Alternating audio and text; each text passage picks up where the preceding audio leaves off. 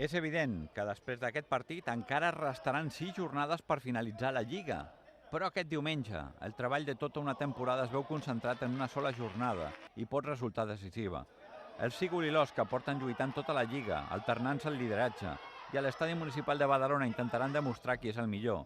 El mèrit de les Gavines de Badalona és lluitar contra un conjunt aragonès que té un pressupost molt més ampli i que ha concentrat tots els esforços en pujar de categoria. El Sigul sap que si fa un bon partit tindrà opcions d'assolir els 3 punts. Nosaltres hem de plantejar un partit molt dinàmic al nostre camp, hem d'aprofitar que el camp és gran i elles estan acostumades a un camp petit, llavors intentar fer-les una miqueta córrer. La capitana del Sigul espera que l'afició al futbol de la ciutat els hi pugui donar suport en aquest duel transcendental, on s'espera la presència d'un centenar d'aficionats d'Osca.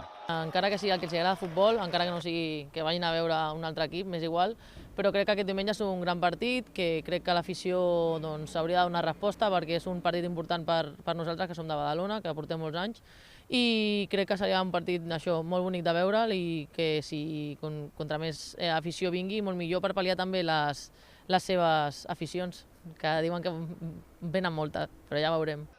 El duel decisiu entre el Sigul i l'Osca es disputarà diumenge a partir de les 12 a l'Estadi Municipal de Badalona i es podrà seguir per Ràdio Ciutat.